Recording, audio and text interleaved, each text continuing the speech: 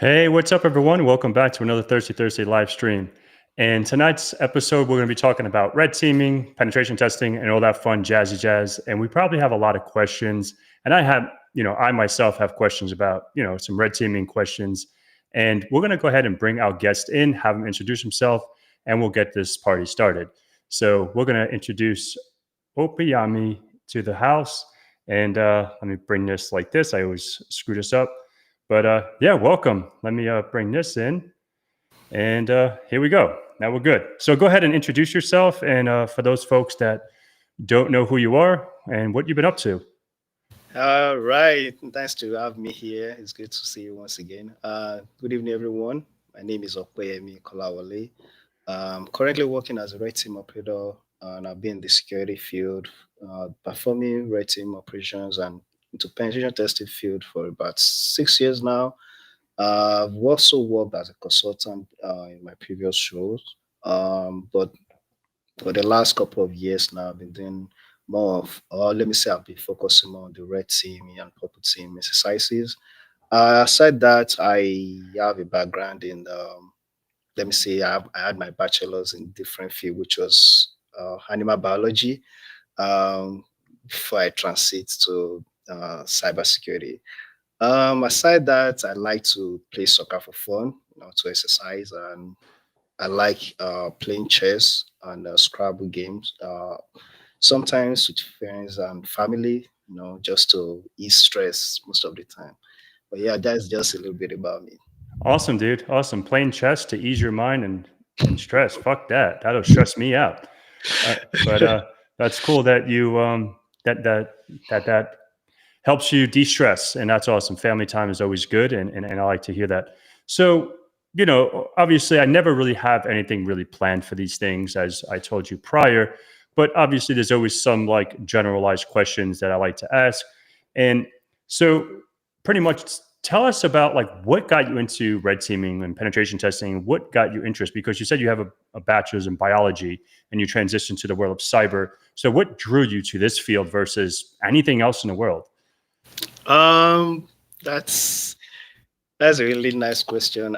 Basically, cybersecurity is something I love, but let me say during my university days, I never had the opportunity to, study anything related to cybersecurity. And then there wasn't really, most schools doesn't really offer that program then. So, but something I love, and I also been looking forward to maybe one day. So when I moved to the United States, so that was when I made that decision. I was like, okay, I think this is a good time for me to transit to something I actually love and let me start a new career. So that is how I transit from being an animal biologist to a cybersecurity professional. It hasn't been easy, starting off with,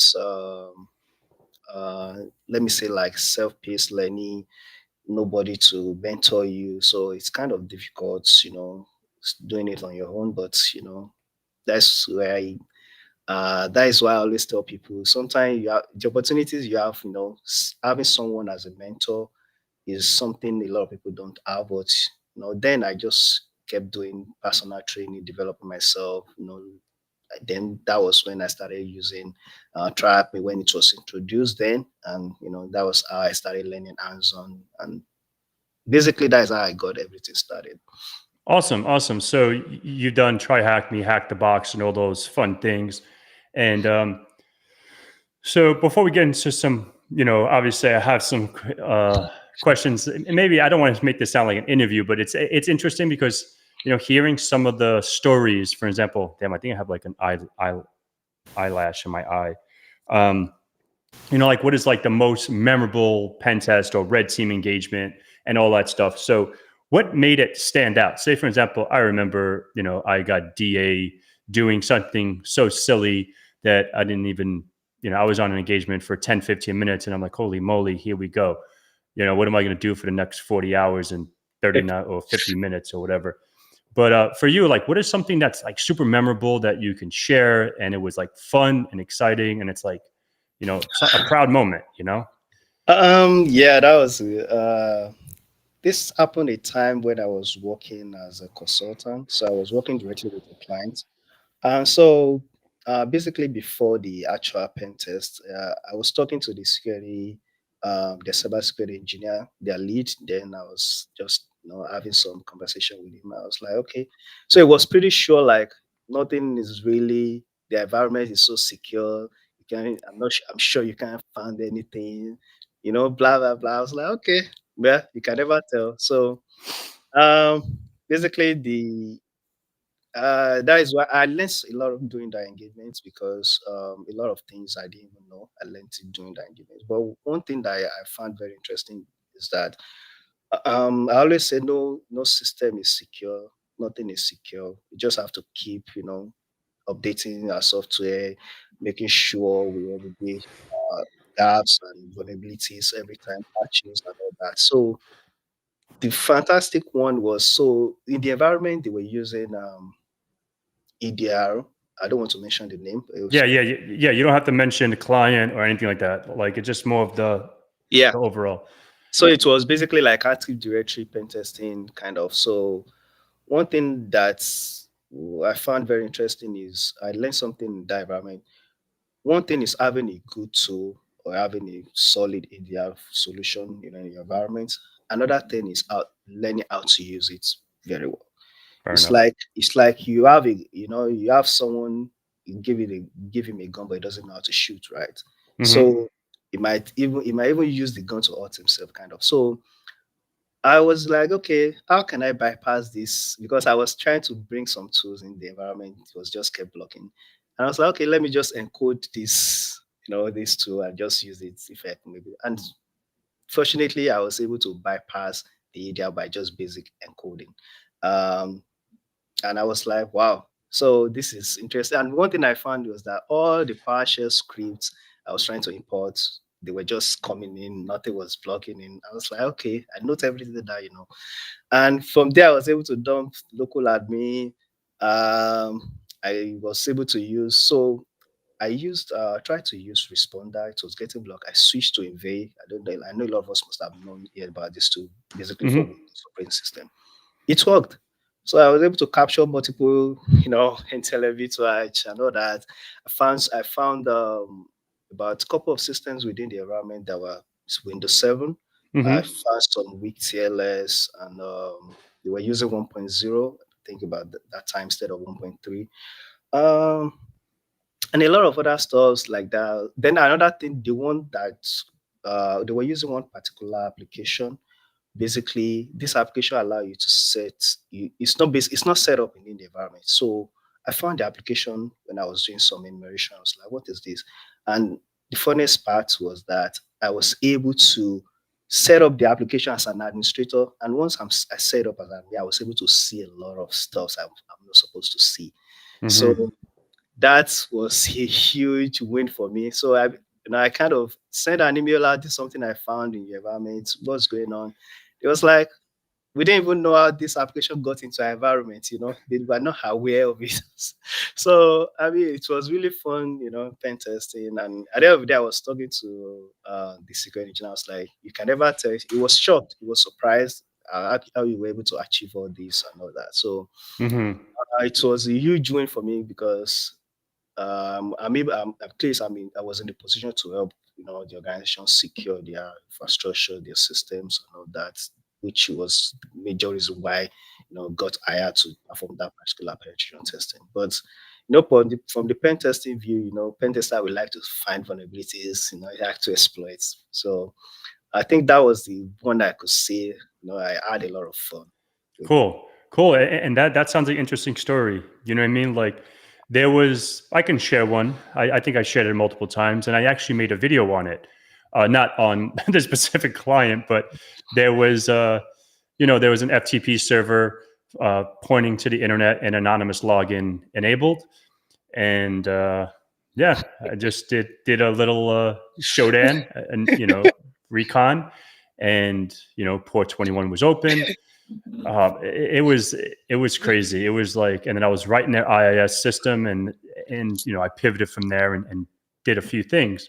But yeah, sometimes you get those easy wins, but Mhm. sometimes like today I'm not pen testing every day, but this was a couple of years ago, And I was just like, man, well, like not like a year and a half ago, a year ago, or something like that. But anyhow, like, and then I've been on engagements knocking my head in and don't find nothing. Like their stuff Yes. is super, super hardened. And maybe you just get like some informational stuff. And I've been on an engagement pretty recently, like on my, doing some contract work. And it was an external. And I'm like, dude, I can't find jack. Like they got their shit like barely anything on LinkedIn. Their website was very, very bland. Like Mhm. they just want to make sure that, then I went on, like I'm not going to give what state it was, but, you can go on, for an example, in Florida, you can go on sunbiz.org and you can look at LLCs and you can see who's associated with that and blah, blah, blah. Yeah. So, I did as much reconnaissance, but dude, it was a 40-hour engagement. I didn't find much. I found the fucking CEO's name, and even like you can use what is it to find hunter.io to Mhm. find emails and all this shit, and like there's like 2 emails, and I'm like, they probably have some other shit forwarding. Like I don't know, they have this shit like locked down, and it's not like a government. It's just like what I would say a rinky-dink company, but they got their shit on lock. So yeah, Yeah. it Sometimes, was. I think I did something recently on external pen testing. Basically, I found Telnet. I was able to, I found Telnet port open. Mm-hmm. And that was very, very interesting because I've never really seen that for a very long time. So when I spoke to the client, they said they actually left it like that, that they want it to be open. They accepted the risk. I was like, do you even know the gravity of allowing this spot, leaving the spot open? So I think all we need to do is to just like enlighten all these clients more, let them know the risk of all this, because most of the time they don't even know the risk. We Mm-hmm. are in the position to make them understand the risk, and if someone from outside, if an attacker from outside, lay hand on this thing or get access, you can leverage this kind of opportunity to pivot into your environment and do damages. So, but yeah, I've seen a couple of stuff as well. Yeah, and it's crazy just because like Telnet, maybe it's a switch or a route. It's like you can enable SSH. You know what I mean? Like just such a simple fix. And but like you said, is if they accept the risk, God bless them. You know what I mean? Yeah. So so tonight is about red teaming, and I get this question. Me personally, like I never worked as a red teamer, right? Like I know red teaming, I know what it does, I know how things work, but I never really had the official title, like being a stealthy red teamer, right? So what is like what does red teamers do that penetration testers don't do? Like what is the actual difference? And just like a theory, description. Like what is the main difference? Like because I can say, oh, I'm a red teamer. Meanwhile, I never touched a C2, right?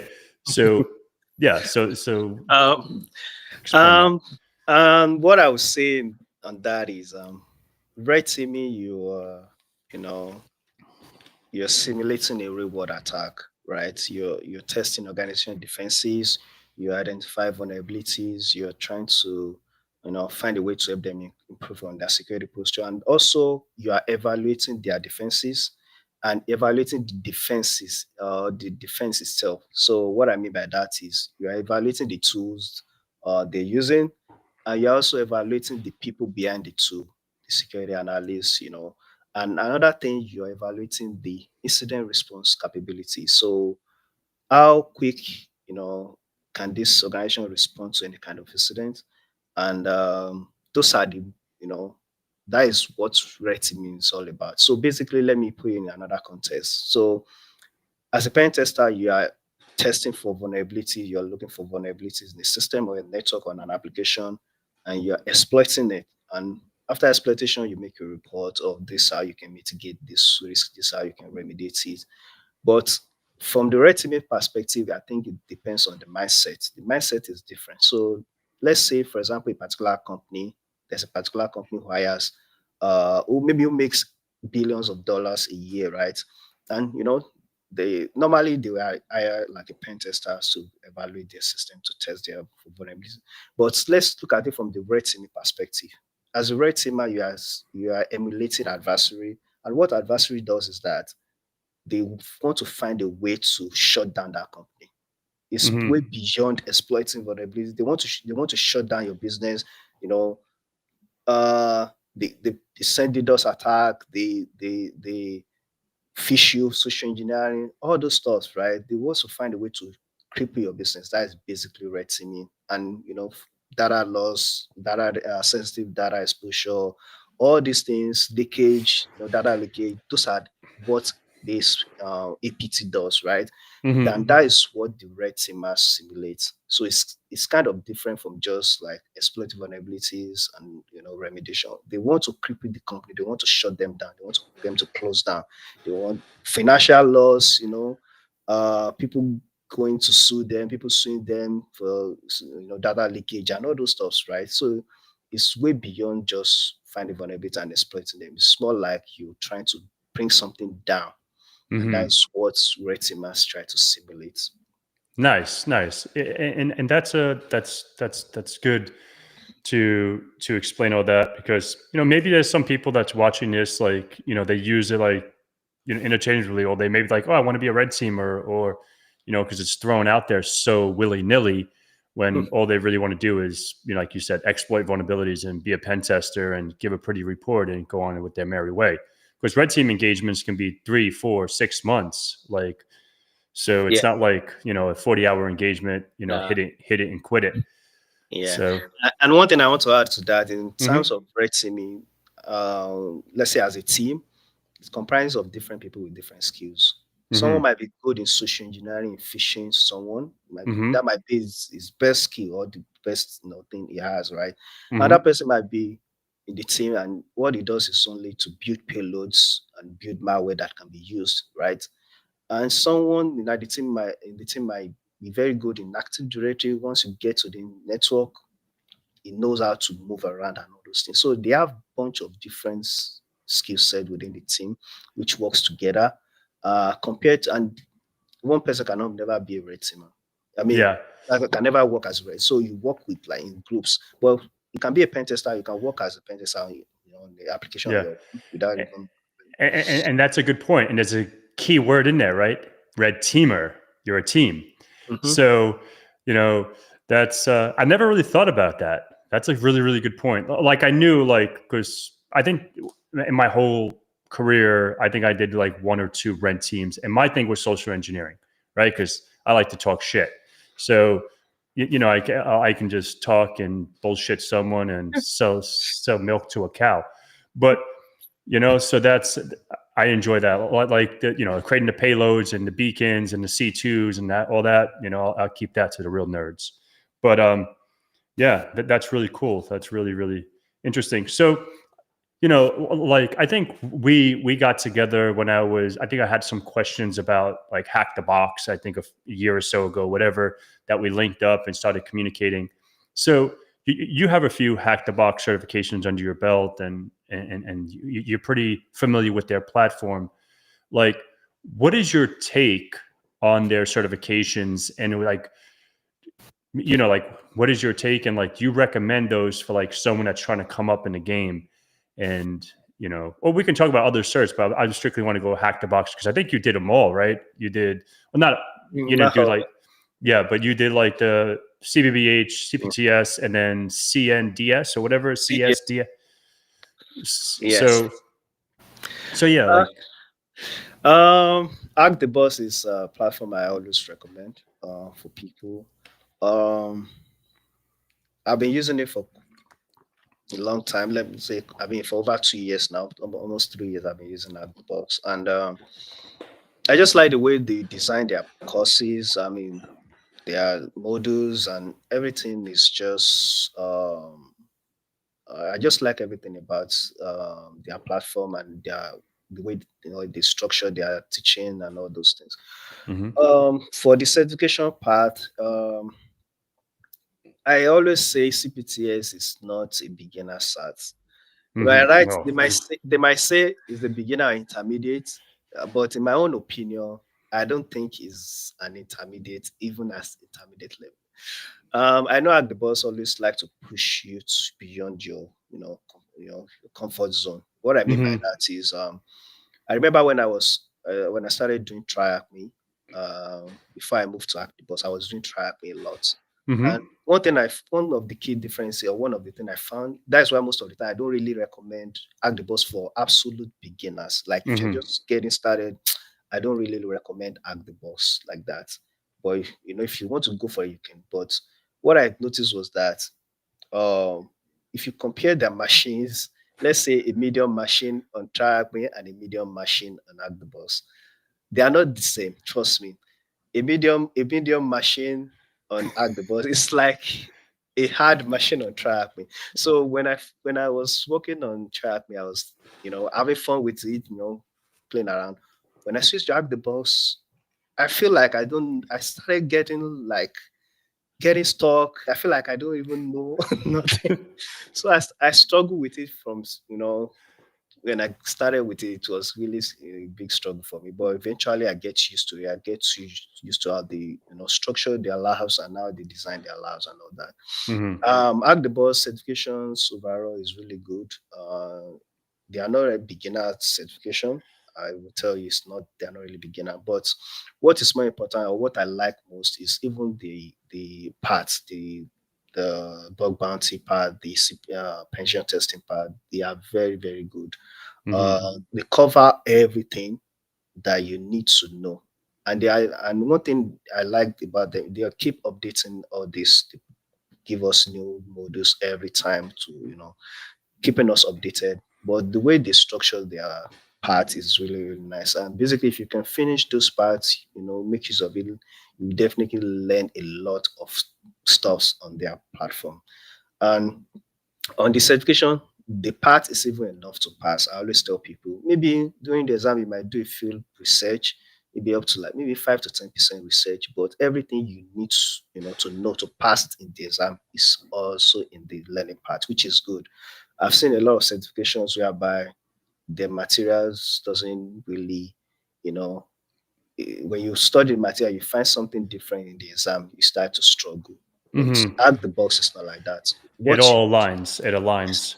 yes, everything aligns. So it's something that is a platform I always recommend for everyone. Yeah, So that's interesting, and I feel the same exact way. And because I did the CBBH and the CPTS, and it's definitely not. You know, for me, it was a little because I'm not hacking every day, right? I'm not a pen tester every day. So when I was going through, I learned a lot, and I definitely was. I was like, man, this is really, really cool stuff. And then, like, literally, when I completed it, and I was doing my CBBH. And then, like, it was interesting because this is like when I was still new to the academy. And then I went back to like like the modules or whatever, like the paths. And it said like, I was 95% done with, I'm like, I just did the exam. How am I 95? Because they added more. Like you said, they add it, and it's everything's relevant, not like, like OffSec, like their stuff's 4 or 5 years old, and so that's the one cool thing about you know like with their training and their certification. That's why I'm like, even though I'm not a Active Directory pen tester all day every day, I think I'm going to attempt the CAPE exam once I finish. That's going to be interesting. uh, yeah, I've already finished the pass. I'm looking forward to it. I don't have, I'm trying to take my time before I take it. I need to yeah, go. I need to go over all the modules again. Make sure I get everything. Uh, yeah. Cape will be very, very tough. I believe it's not a joke. Yeah, I don't think it's going to be. I don't think it's going to be easy at all. What I think, I'm just interested in like seeing what it's all about. Just because like you're you're, it's like you have your that CPTS was massive, right? It was so much. It's like, but is Cape they're going to drop you into an AD environment and just like go to town? Because it's all about Active Directory, right? So it's not like you have to do. I'm not going to talk too much. We can't. I don't want to disclose too much. But like the CPTS is so broad, right? It's not like you're focused on like Mhm. AD or web apps or APIs or whatever. Like you have to know a lot of shit.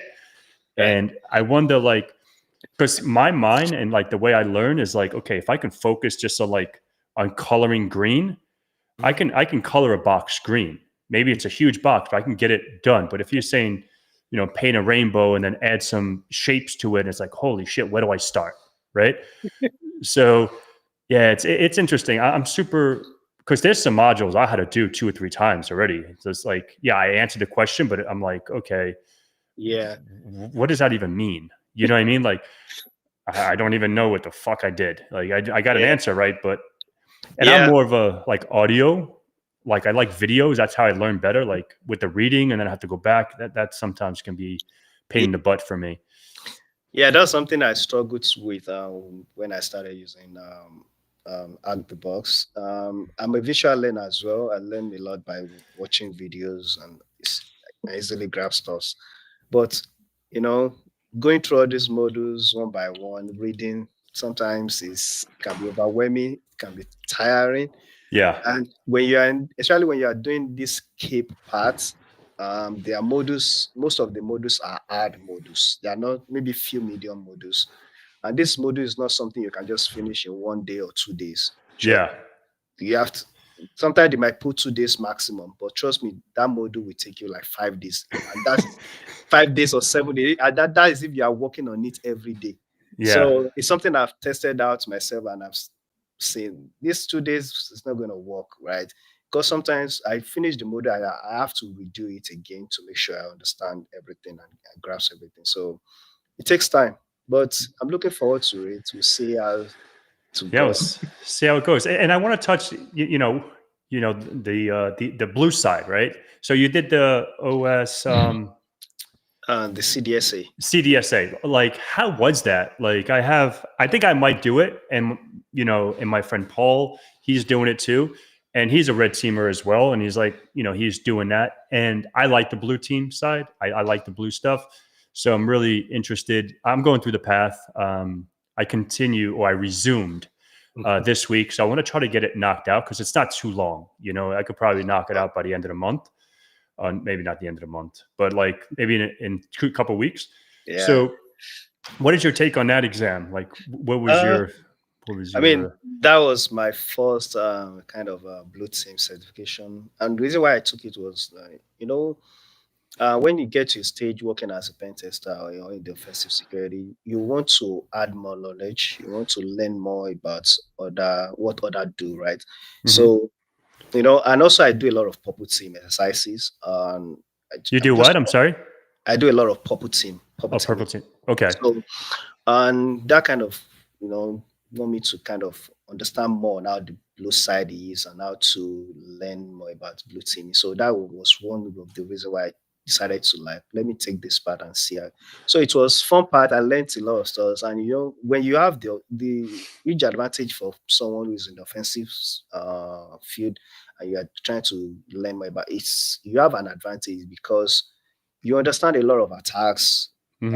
You're just more focusing on the dictation part, how you can, use SIM tools like Splunk and all those things, to check log analysis and all those. So it's kind of an added advantage for me. So Hmm. I was just like focusing more. Okay, for example, there was a particular module that was like attack and defense in Windows. I couldn't remember it all. So most of the attacks on those modules, I understand, I know how they work, but on the defensive side, I don't really know. So I was kind of looking at, okay, what are they saying when you perform a Kerberos thing? What Hmm. is going on? So, and overall, it was a nice module, but I would say it's basically maybe beginner into intermediate level, in my own opinion.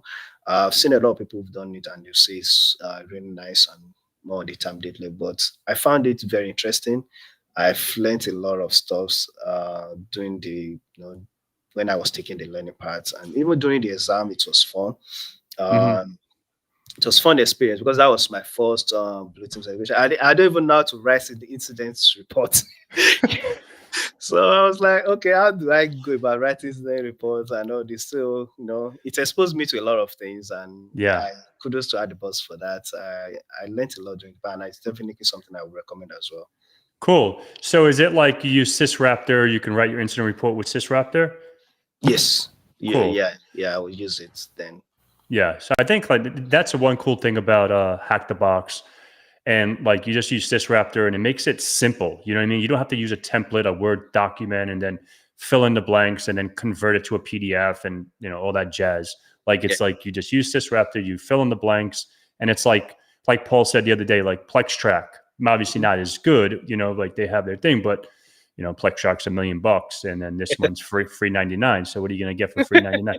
So that's always that's always a benefit. And when I saw Sysraptor, I was like, oh shit, this thing is pretty cool. I liked it. Yeah. So I like it too. Yeah. So kudos to Hack the Box if they ever watch this. I don't know if they ever watched this, but I love so far, like from the 2 exams I've done, I've learned a lot. And it's always good to really talk about, like, I'm very honest with my opinion. Like if I don't, if Mhm. I think something, I just speak my mind. I don't really care. But yeah. So it's still early. So normally how I do this, just to, halftime right now, it's about halfway through. So normally about like 7:50, we'll go through and we'll look at questions. So if you guys have any questions for myself or him, we can get to those in about 20 minutes. So yeah, so we'll get back to those SK, and we'll come back to that. So, and I'm not sure what you're talking about. I'm just looking at the chat now. So someone got banned probably because you're being a dick or you're being fake. So I don't know. Thank you for taking care of that. Appreciate that. But yeah, man. So like, obviously, I want to. So there's like the hack the box stuff because you took some certifications. I want to get back on the topic of red teaming, and you took something called the CRTO, right? Certified Red Team Operator. Yeah. What is that exam about? Like, because is that more like red team? Because I know like the CR. Did you take the CRTP as well? Yeah, I did CRTP as well. Um, So yeah, CRTP, I never took either or, but CRTP, from what I understood, is like pen testing AD, and CRTO is actually using a like Cobalt Strike and doing actual red team stuff. So what is the difference between those 2 exams, if you can, for my own I think sake? CRTO aligns more on the red teaming side, Hmm. because you you exploit from external, pivot your way into the internal, drop Cobalt Strike baking and perform all those strike team attacks. So, but CRTP is more like an assume bridge kind of pen. I don't want to call it like red teaming. Hmm. It's more like penetration testing or pen testing the AD. In my own opinion, the way I see it, Hmm. and they give you a credential, low privilege user. You privilege escalate and dump credential administrator. From there, you pivot, move laterally within the network and all that. But on the Cobalt Strike side, you exploit the main server, you do like your OSINT, you gather emails from a particular, you know, platform, you Hmm. do some password spraying, you Hmm. and also you're working with EDR as well. There's EDR in the environment, so you can't just drop Mimicat or drop anything. Yeah, yeah, yeah, So that kind of align to more on the retinue side compared to CRTP, yeah. from experience. So CRTO, you use redirector, that is basically how it is in the retinue when you're building your infrastructure. There's Hmm. you set up a director so that your C2 doesn't get exposed. Yep. So a lot of all those stuff in CRTO, but compared to CRTP, it's nothing like that. You just get a low privilege and just do some lateral movement and all that. So 2 questions. So for the CRTP, from what I understood, it's you only have a Windows machine. There's not. It's all Windows. There's no Yes, Linux. is Windows S- systems. So you just have like not what you penetrate. Like even like as the pen tester, you're only using a Windows machine and PowerShell and all Hmm? like that. You can't run like your Kali box VPN in and do it like that. Is that correct? There are two ways you can attack from your Kali, Okay. but Also, you can have like credential to access Windows operating system as a low privilege user.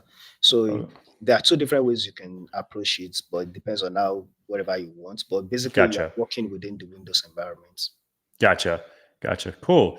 Yeah. So I guess my follow up question. So say for example, I don't know anything and I'm just browsing on the internet and I want to be a red teamer and I come across the CRPT and the CRTO.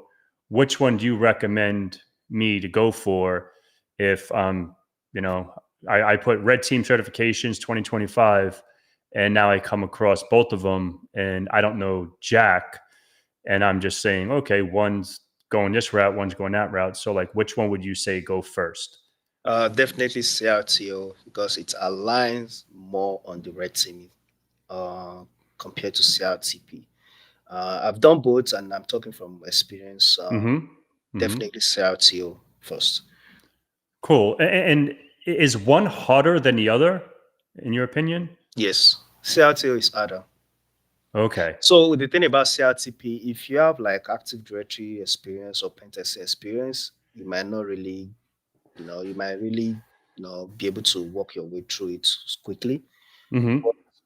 CRTO is not like that. The way the exam is structured is different.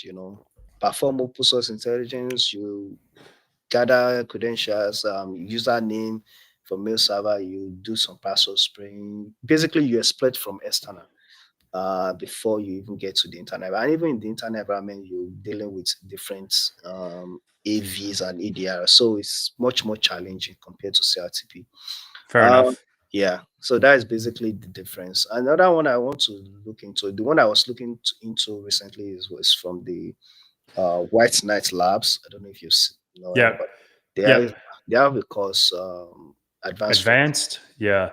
So I haven't taken the exam. I think the exam is not really out yet, but I've taken the course, the training, and I like the way they structure it as well. And one thing I like about their own training is the fact that they took time to explain how you can set up a red team infrastructure. They spend most of half of the courses in building infrastructure, which is very, very important. Mm-hmm. You don't want to get burnt on your first day of ops. So which makes sense. So I like the fact that they took time to explain how you can secure your infrastructure, how you can build your infrastructure, different tools, different machines you can use within there, and basically setting it up in the cloud environment, Mm-hmm. which actually makes sense. Where I work full time, we have our infrastructure in the cloud. So Yep. it's kind of same thing like in the real world. So that's also a course I would recommend if you want to go for a red team course or if you are using for a red team certification. That's something I also recommend as well. Cool. And say I want to, and I'm sure I'm asking this because maybe there's a question that maybe someone else, you know, wants to ask and they come across this video in the future.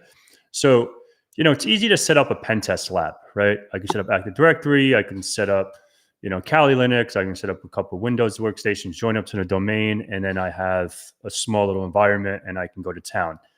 So, how do I set up a red team lab? Like,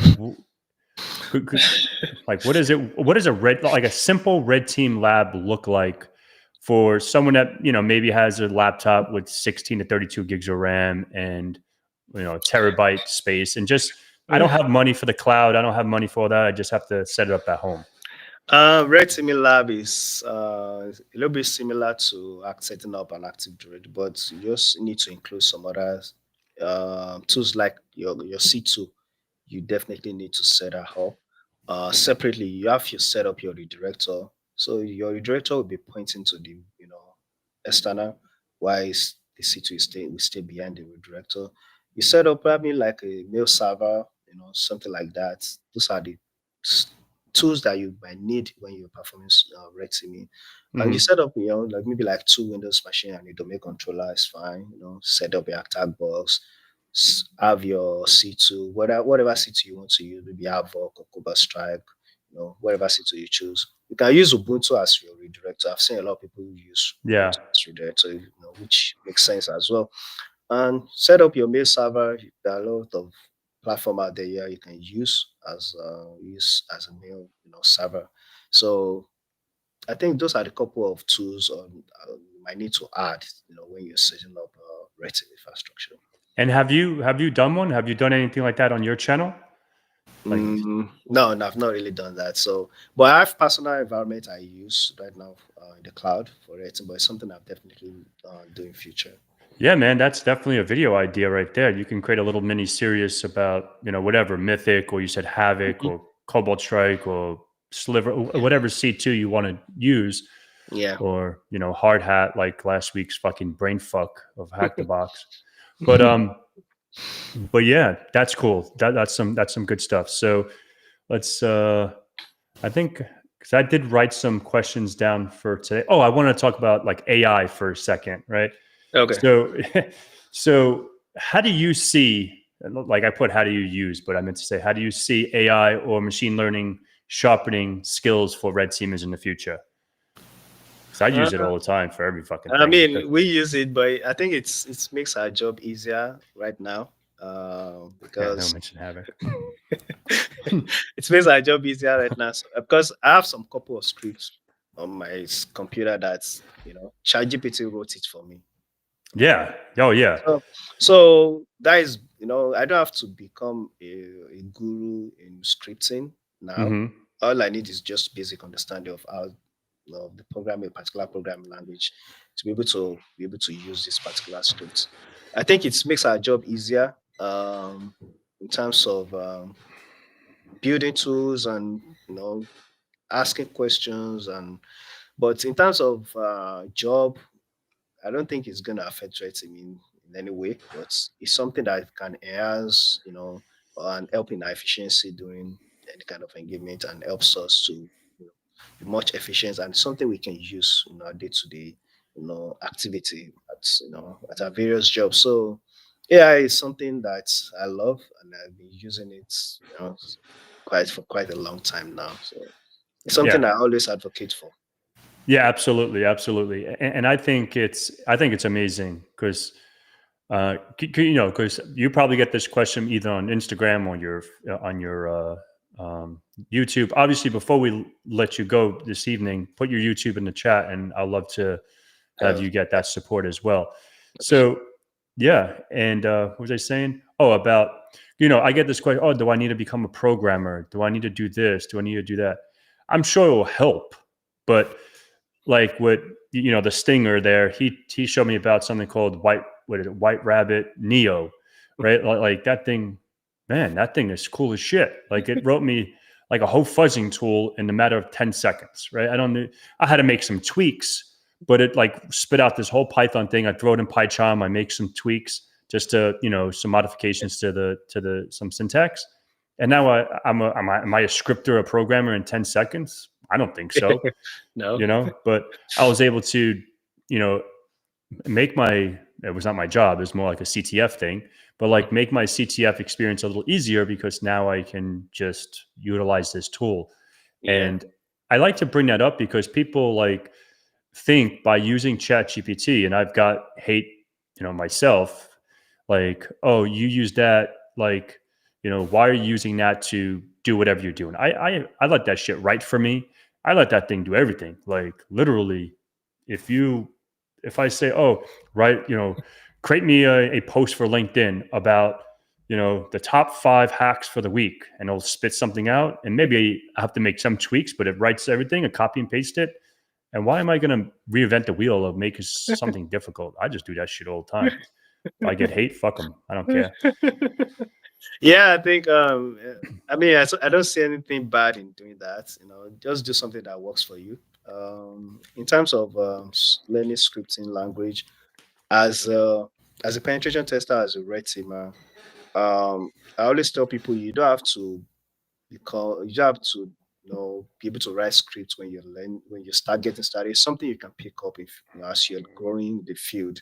Like myself, I'm not a programmer. I don't know much about scripting myself, but Hmm. something as I keep learning and growing, it's something I was like, okay, let me pick Python. Let me start learning Python on the side, or let me start learning C and C++ on the side. You know, that is how you learn and keep growing. But you don't have to become an expert in scripting or programming before you become a red teamer. Something you can pick up along the way. Yeah, and thank you, Glenn, for my crack fix. And so Havoc last week, obviously was a part of the backfire box. So that's why he said it was giving him brain headache. So like with that, like I think if I had a little more understanding, like I was able to fumble through it because I have a great team and it's awesome to be a part of the team I'm a part of, but having that like exploit development and understanding what these things are doing will probably help. But I didn't come from that background, right? I come from an infrastructure background, and we never coded anything really. It's some batch scripts or batch files or whatever, PowerShell, but not really the nitty gritty. But I can see where it's beneficial. But I don't know. It's just like a whole new space, and it's like it's crazy. Yeah. So, I mean, it's something we can definitely. I always advocate for AI. So yeah, likewise. I literally like even they have something again. Thank you to the Stinger. There's something called Pentest GPT. Pentest GPT. That thing is cool as shit. So Google Really? that, guys. Pentest GPT, and I'm telling you, that shit's a lifesaver. I've never had that before. I think that me neither until the Stinger came to my house and put it in my browser, and now he's my sexy saver. But that's life, yeah. So it's definitely cool stuff. All right, so we have about 12, 13 minutes left. Let's go through these questions if you have any. Whoa, is that yours? Do you hear that?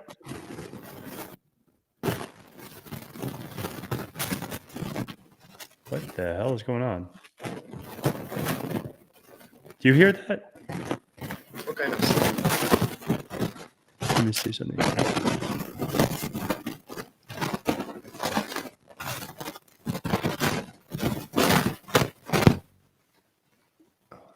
Oh, let me see. Talk? Yeah, I can hear you. Yeah, it's a little weird. I have this. Maybe these headphones are dying or something. Maybe I did forget to charge them. But so let's just go through this. It's coming back, but we'll finish this up. Let's see. Here we go. Let's see. May search be your choice. What's a good entry level for? I think you answered this. Which one is a good for recruiter checkbox? Yeah, I've been seeing that on different job posts recently. So it shows a lot of details about it. So the CRT is definitely on the list. Awesome. So CRTO it is. All right, you answered that. I don't think there was any other questions. Oh, what do I have to do? Red Cyber Noah? If you're on my Discord, just hit me up, and we'll do a little introduction. I'll get to meet you, and then we can get on that. Exactly. I can code, but it won't work. Yeah, exactly. Is it good for TV as well? Yeah, definitely is. We hear it. Yeah, it's like a ham radio, right? Like I wonder what's going on with it. Hold on, let me see if I can turn these things off and on. Okay.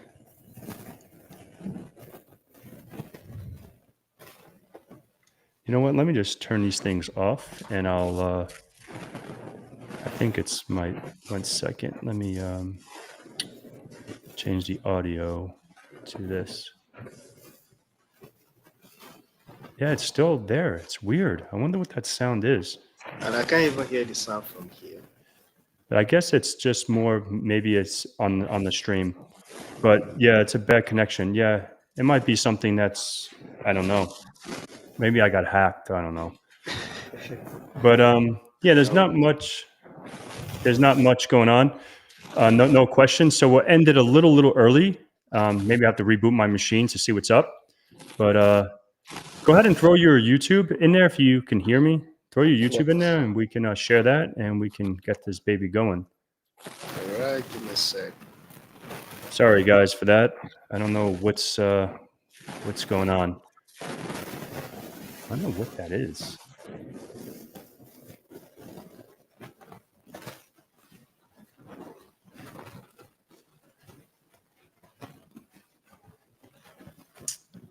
Might be dev lab. Yeah, maybe. I don't know. Awesome. Hacker Insights. Thank you so much, brother. Really appreciate it. And I'll link up with you on the flip side. I want to thank you so much for joining, and have an awesome evening. And thank you everyone for tuning in. I appreciate your time as well. Thanks, everyone. Cheers.